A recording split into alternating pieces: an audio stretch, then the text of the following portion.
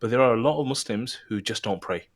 And prayer is so important, like you're seeing in this verse, is extremely important. And then when you look at the hadith, when the Prophet ﷺ says things like, the difference between us and them, meaning us, the Muslims, and the non-Muslims, is the prayer, we realize how important salah is. And literally, we are like a few minutes away from being really good Muslims.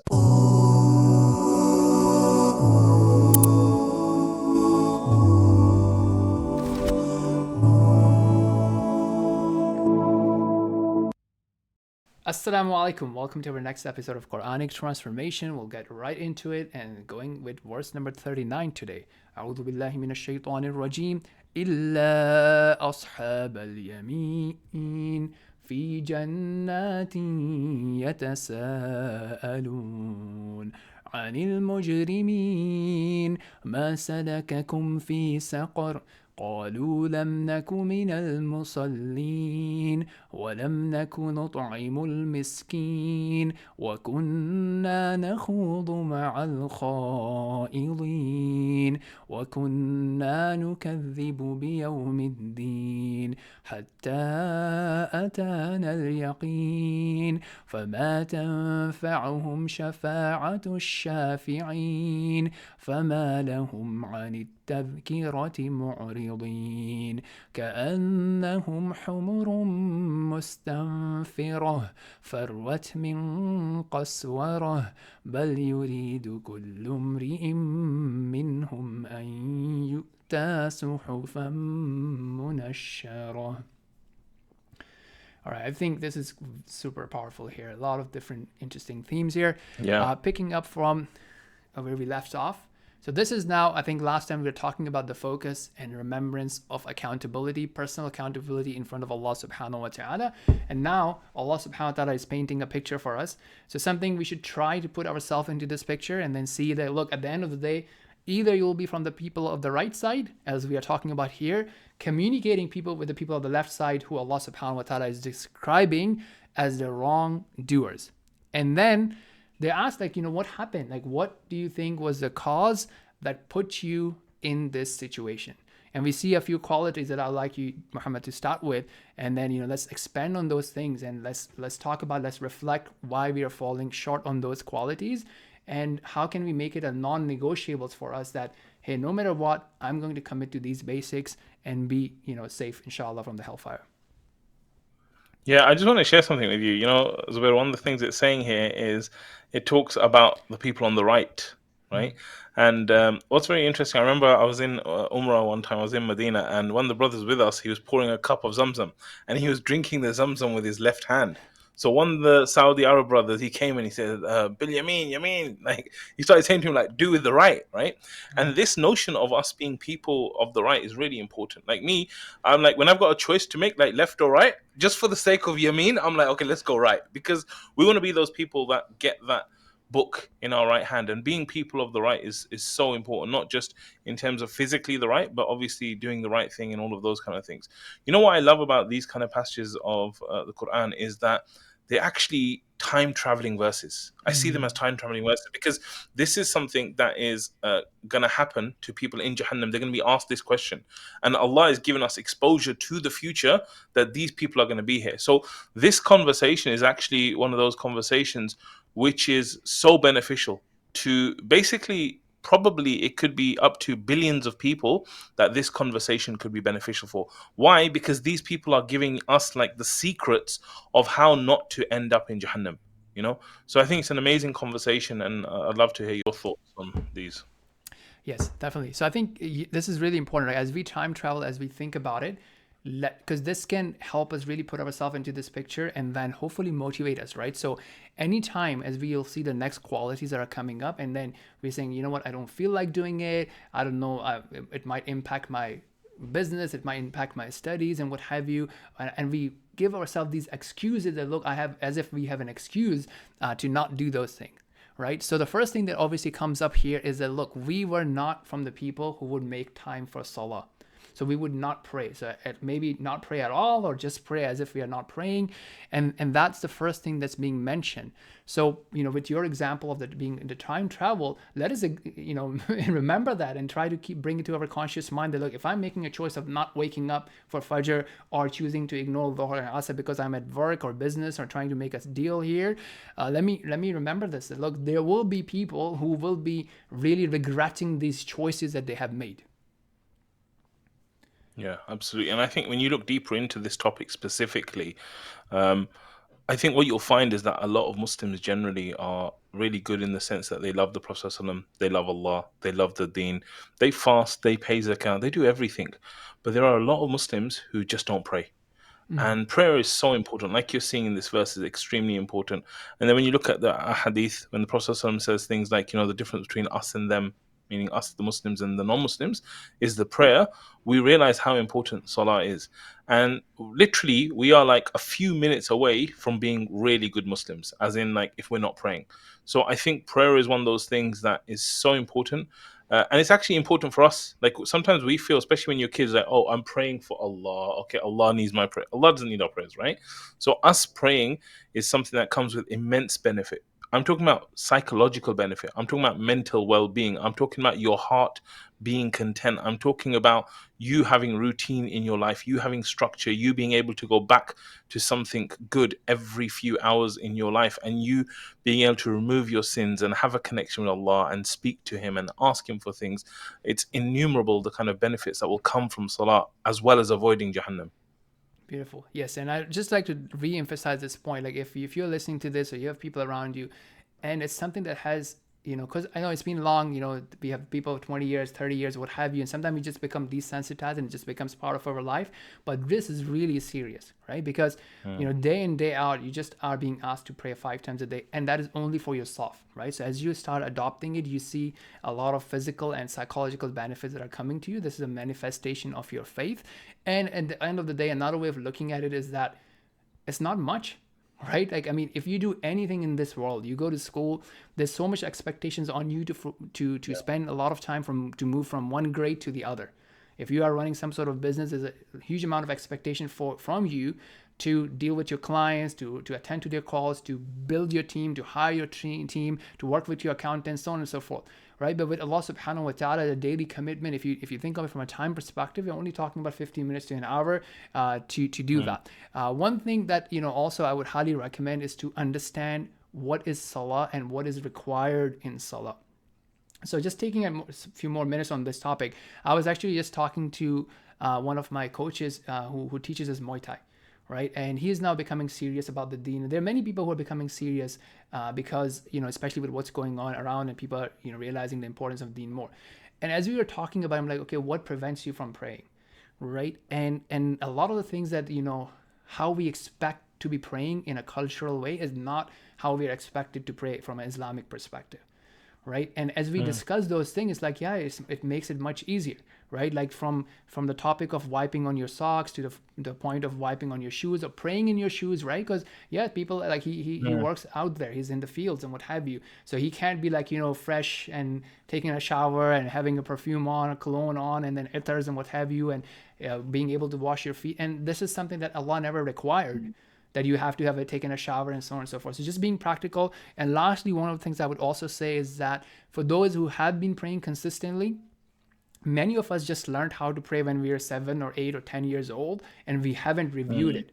So sometimes you see people in the masjid and they're making mistakes that the Prophet ﷺ has clearly said that it nullifies your prayer.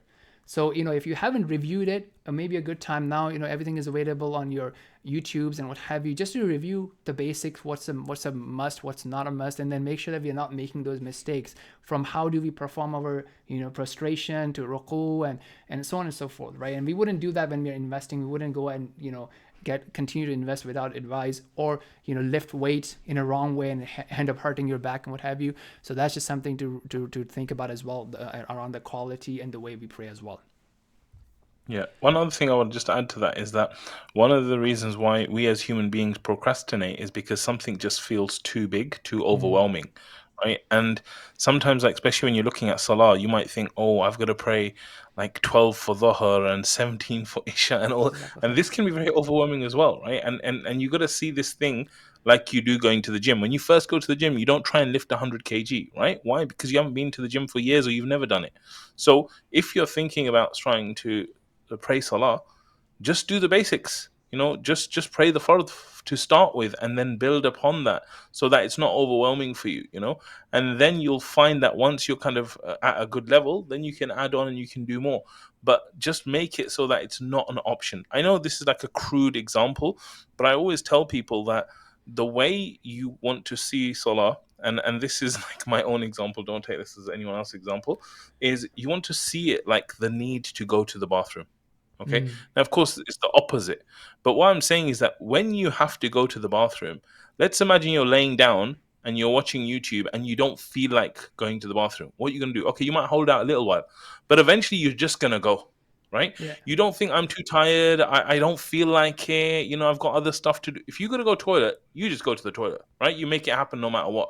If we had the same kind of commitment to Salah, that no matter what, if I don't feel like it, I don't like the time, I'm watching YouTube, I'm doing something. If you have that same mentality that I'm just going to do it, it will get done, inshallah. So, just think about your mindset around it and realize that unfortunately, Salah is more important than you even going to the bathroom. And so Absolutely that level beautiful. of commitment really needs to be there in that sense. Yeah, great point. And if I were to just give another way of looking at it, this is really good. You inspired me to kind of share an example here. So some of the time, like people, most of the time when I've talked to people, like especially people who are becoming Muslims or trying to come back to Deen, one of the excuses is like there's a lot going on, right? I'm super busy. There's a lot going on, right? Mm. And as Muhammad said, you can kind of think of it as a relief activity that it kind of cleanses you, it lightens you, and so on and so forth. Or another way of also looking at it is like, yes, for example, if you have a lot going on, and hopefully at least you will have coffee going on, right? You always say coffee breaks, or if may Allah protect us, you may have your smoke breaks or vaping breaks, right? And when you take Yeah. that, that that's actually making you more powerful. It's empowering you to come back to that activity and do a better job at it. So don't think of Salah to take away from your progress or your success. Mm. Done right, it will push you to become better, just like a coffee or quote unquote a smoke break, or even just going Yeah. to the gym, right? If you put in 20 minutes to the gym, yes, it seems like you're taking 20 from your life, but it actually makes you better to continue. So hopefully, that's enough, something for us to pause and think about that, inshallah. The next two things that I mentioned here from a qualities perspective is about sharing, right? And not being Yeah. selfish, right? And just being like generous with people, right? Just not, it should not be all about yourself, my money, my wealth. I don't want to share it. I don't want to give it to other people. I don't want to help other people. Yeah, I mean, for me, this always reminds me of one of my favorite hadith, the hadith of the Prophet ﷺ. Aisha radiallahu anha was given a lamb, and she basically distributed the whole lamb, except the shoulder, which was the part the Mm. Prophet ﷺ liked. So when the Prophet ﷺ came home, he said, "What happened with the lamb?" And she said, "It's all gone except the shoulder." And he said, "No, Aisha radiallahu anha." He said, "All of it remains except the shoulder." Meaning the shoulder we're going to eat, we're going to consume. But everything that we give away, it will be there on Yom Al Qiyamah for you, and it will be there as an evidence for you. And sometimes when we think about giving, like feeding people or giving charity, we might think of it as as a losing thing where there's a loss. But this hadith tells us it's the opposite. As soon as you give something, you actually retain it, you actually retain the benefit of it, and it's going to be there for you rather than a loss like it seems. Beautiful, beautiful. Yeah, just thinking of it like, you've kind of deposited it in your safety box, and then you will use it on the Exactly. day that you need it. Beautiful. JazakAllahu khair. Inshallah. And 45, man, subhanAllah, this is, I think, personally speaking, I think this is a big thing for us, especially as the Muslim Mm. Ummah, the youth and what Yeah. have you, because we are not becoming strong, right? And then one of the things that I've personally reflected on with the last things that happened in November and the end of October is that we are not overall strong as a community, Yeah. of believers. And then, some of the things we talk about, just being a strong believer, achieving excellence, achieving mastery. And, I would like us to think about our audience that, okay, well, which is the area in which I want to be the top 1% in? Whether it be communication, politics, journalism, technology, engineering, business, entrepreneurship, and investment, what have you. Let's aim to become a top 1% in something, Because if you don't do that, this is what we end up doing, which is what's being, mentioned in 45, that we start spending time in different types of gossips, different types of TikTok videos, different types of reels. Even if we are from the people of, quote unquote da'wah, we start backbiting, right? So subhanAllah, right now, there's one video that goes out about some debate or some journalistic interview, and then 10 other people would make analysis video on that, and then 10 other people would make analysis video on those videos, and then obviously you see the number of views on that. That means there is someone in the community that's sitting down and watching and commenting on that. So, which is obviously could be better than Netflixing or other wastage of time, but this also shows that we don't have personal goals of where we want to be the top 1% in some field, and that we're not aiming for it, right? Whether it be from the religion or whether it be from the worldly thing, right? Just to add one story to that, there was this guy sitting under a tree and reading, the Sahih al-Bukhari. And one guy passes by him and he's smoking his cigar or cigarette, or cheap cigarette, who knows. He's like, man, the people have gone to the moon and you're just sitting here under the tree and reading this book. He's like, well, you're not reading the book and you haven't even gone to the moon. Right? So it's like, it's okay. I mean, if you want to have your own different balances in terms of the religious education or the worldly education, but do something, let it not be from these people, as Allah is saying, the khair, right? Yeah, and I think that I think it's a really important point, and the reason why it's important is, like you said, this is one of those, I would say, sneaky sins. Like sometimes you don't realize it, right? And I remember I used to do this thing where I would basically write down and hold myself accountable daily for the sins that I committed. And after a while, I saw a pattern that most of the sins were actually to do with speaking. And then later, I read the hadith process where it said that most of the sins of Bani Adam are on the tongue, right? Like a lot of sins come from the tongue. And it really made sense to me. The other thing I would say, the reason why it's a sneaky sin is because I know so many amazing practicing brothers. I'm talking people who pray really well. They're very good at akhlaq. They have a really amazing Quran recite. They're so good. And the place I see them fall down is this place, where when it comes to speaking about others or just talking about things, they just let loose a little bit. And maybe sometimes, you don't indulge in anything. You're very good with everything. And then there's one outlet.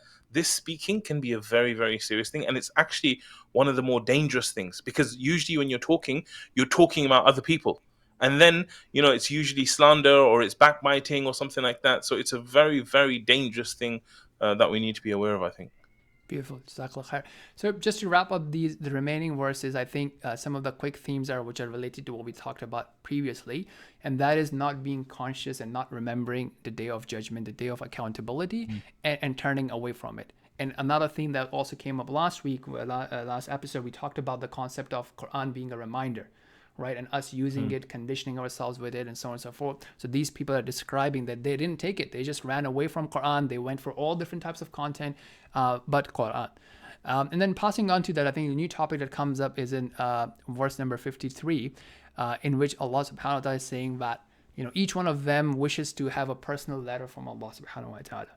And, to me, what this reminds me of, and I'm not, obviously we're not saying that this is the tafsir of it, it's like we are seeing the ideas and seeing where I see it being applied based on what's top of my mind, is this notion of individual morality, right? So we all have our own things that, this is acceptable to me and this is not acceptable to me, right? So alcohol is not acceptable to me. I'm going to ask about the halal meat and this and that.